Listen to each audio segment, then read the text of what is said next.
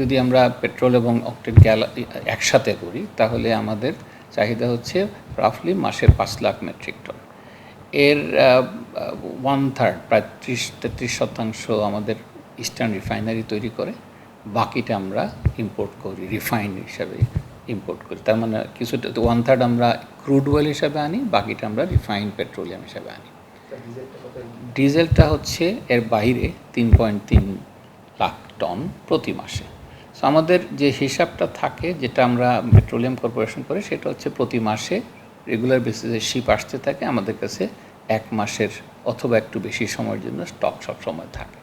So এটাই হচ্ছে আমাদের প্রসেস। সো আমরা যদি কোনো সময় ডিসরাপশন হয় তখন আমরা চিন্তা করি নেক্সট শিপটা আসছে কি না। 30 দিন সময় আছে, 30 দিনের মধ্যে যদি প্রবলেম সলভ হয়ে যায় আরেকটা শিপ চলে আসতেছে। So that is the process, আমরা সেভাবে চালাচ্ছি। আগের মতোই clean. Berger easy clean fresh, দেয়ালে দাগ থাকবে না, রাখবে সুরভিত। কিন্তু আমরা তো লার্জ বায়ার না, ইন্ডিয়ার মতো বা চায়নার মতো, যেখানে তারা একটা বিশাল শিপ একসাথে মুভ করে। সো সেই কারণে আমাদের অনেকগুলোই ফিডারশিপে আসে। ফিডারশিপে আসা বলতে অনেক ক্ষেত্রেই সিঙ্গাপুর থেকে চলে আসে আমাদের কাছে। সেই অর্থে সিঙ্গাপুর মার্কেটে যদি তেল অ্যাভেলেবল থাকে আমাদের খুব একটা স্টক প্রবলেম হয় না। সো রিমেম্বার, এইভাবে আমরা কাজ করি। সো 1 মাসের বেশি রাখলে, রিমেম্বার, একটা স্টক রাখার 2-3টা রিস্ক আছে। একটা হচ্ছে স্টক রাখা মানে হচ্ছে এটার ইন্টারেস্ট খরচটাও গভর্নমেন্ট বেয়ার করবে, সুতরাং একটা দাম বাড়বে। দ্বিতীয় হচ্ছে স্টক থেকে যদি লিকেজ হয়, চুরি হয়, তাহলে দ্যাট ইজ অ্যানাদার ইস্যু। আর থার্ড হচ্ছে স্টকটা যদি কোনো কারণে কন্টামিনেটেড হয়ে যায়, ফ্লাড আছে, বন্যার মানে বিশেষ করে সাইক্লোন, এই সমস্ত কারণে। সো এই ইস্যুসগুলো রেখেই আমরা এতদিন যাবৎ 1 মাসের স্টক দিয়ে চালাচ্ছিলাম। So unless there is an real emergency, এই স্টক বাড়ানো ফ্রি না। আমি বলার উদ্দেশ্য হচ্ছে যে আমরা যদি মনে করি স্টক বাড়াইতে চাই, 3 মাসের রাখতে চাই, অনেক দেশেই 3 মাসের রাখে, তাহলে মাথায় রাখতে হবে যে আমাদের 3 মাসের স্টক মানে হচ্ছে আমাদের কস্টিংটা আর একটু বাড়বে। বাড়াতে গেলে আগে স্টোরেজ ক্যাপাসিটি রেডি করতে হবে, এই মুহূর্তে স্টোরেজ ক্যাপাসিটি দিয়ে যদি আমি রাখি, অনেক ক্ষেত্রে আমাদের জাহাজে রেখে দিতে হবে, বা জাহাজে তেল রাখাও কোয়াইট রিস্কি। সুতরাং আগে স্টোরেজ ক্যাপাসিটি চিন্তা করতে হবে, তারপরে বাড়াতে হবে। আজকের পত্রিকায় ছিল যে 2 লক্ষ টন মজুদ নিয়ে একজনকে সরকার ধরেছে। এই যে আমার 5 লাখ টন যেখানে সারা মাসে লাগে, সেখানে কেউ যদি 2 লাখ টন মজুদ করে, তাকে দৃষ্টান্তমূলক শাস্তি দেওয়া উচিত, যাতে করে এই কাজটা কেউ না করে। মানে প্রাইভেটলি সে এত মজুদ করবে, তাকে দৃষ্টান্তমূলক শাস্তির আওতায় আনা উচিত।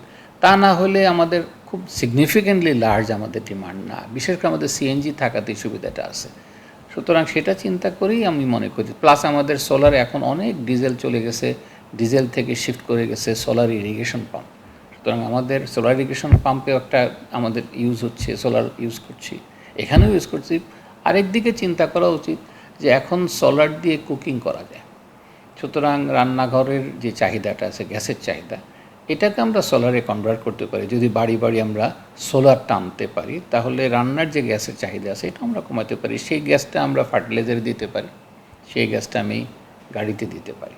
যখন মানুষ ভয় পেয়ে যায়, অথবা যখন মানুষ হঠাৎ করে জানতে পারে যে আগামী দিন দাম বেড়ে যাবে, তখন মানুষ প্যানিক বাই করে। সুতরাং একটা চিন্তা থাকা উচিত যে না, এরকম শর্টেজ আমাদের না, এবং আমাদের অল্টারনেটিভ আছে। মানে বাংলাদেশের ক্ষেত্রে সবচেয়ে বড় সুবিধা হলো আমাদের অল্টারনেটিভ আছে। ঢাকাতে সিএনজি গাড়ি চলে, অধিকাংশ বাস সিএনজিতে চলে। ঢাকাতে ইলেকট্রিক্যাল ভেহিকল প্রচুর চলে। সুতরাং দেয়ার আর অল্টারনেটিভ ফর বাংলাদেশ, যেটা অনেক দেশের নাই। সুতরাং এখানে প্যানিক বাই করার কোনো কারণ নাই। আর যারা মজুদ রাখে তাদের দৃষ্টান্তমূলক শাস্তির আওতায় আনা উচিত। আমি যদি প্রতিদিন একটা গাড়িকে 10 লিটারের জন্য একটা কোটা দিয়ে দিই, এই কোটাটা টু স্মল, তাহলে ওই গাড়িটা প্রতিদিন আবার পেট্রোলের জন্য লাইনে দাঁড়ায়। কিন্তু আমরা সাধারণভাবে কী করতাম, সপ্তাহে 1 দিন পেট্রোল কিনতাম। এই যে সপ্তাহে 1 দিন পেট্রোল কেনার যে কোটাটা, সেটা যদি আমার থাকতো এবং সেটা যদি রেকর্ডেড থাকে, তাহলে আমি সপ্তাহে 1 দিন ওখান থেকে কিনবো। সেই ক্ষেত্রে এই লাইনটা দেখা যাবে না। এই লাইনটা দেখার মূল কারণ হচ্ছে আমাদের কোটার অ্যামাউন্টটা খুবই কম। আমরা মোটরসাইকেলকে যদি আমি 2 লিটার দিই, সে প্রতিদিনই যাবে, কারণ 2 লিটার তার শেষ হয়ে যাবে। যারা বিশেষ করে রাইড শেয়ারিংয়ে আছে তার শেষ হয়ে যাবে, অন্যদের হতে যাবে না। গাড়িতেও এক্স্যাক্টলি তাই। আরেকটা জিনিস যেটা বলছিলাম সেটা ছিল যে বড় গাড়ি, আমাদের দেশে বিশাল বিশাল গাড়ি। আমাকে একজন বলছিল যে বাংলাদেশে নাকি বাস আর ট্রাক ছাড়া সে কিছু দেখে না।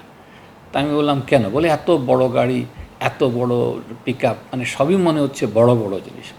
এগুলোতে আমার মনে হয় চিন্তা করা উচিত, ইনসেন্টিভ দেওয়া উচিত ছোট গাড়ি আমদানির ক্ষেত্রে, যে ছোট গাড়ি যারা আনবে তারা, তাহলে আমাদের পেট্রোলের ডিপেন্ডেন্সিটা কমে যাবে। সুতরাং সেদিকে চিন্তা করা উচিত, বড় গাড়ি ডিসকারেজ করা উচিত। বিশেষত সরকারি অফিসের সব গাড়ি বড়, সুতরাং আমার মনে হয় এই দিক থেকে চিন্তা করা উচিত ছোট গাড়ি আনার জন্য। ট্রাভেল করি, কেউ ঢাকা থেকে চট্টগ্রামে গেল, সেখানেও পেট্রোল কিনবে, এগুলো কাজ করবে না unless there is a central system. Plus আরেকটা জিনিস আছে, সেটা মাথায় রাখতে হবে, যারা জেনারেটর চালায় তাদেরও লাগবে, যারা জেনারেটর চালায় তাদেরও পেট্রোল ডিজেল লাগবে, সুতরাং সেটাও মাথায় রাখতে হবে। সুতরাং এই বুদ্ধিটা একেবারে এই ক্রাইসিসের জন্য এত বড় সিস্টেম তৈরি করা, মেনটেন করা, আমার কাছে মনে হচ্ছে না এফিশিয়েন্ট হবে।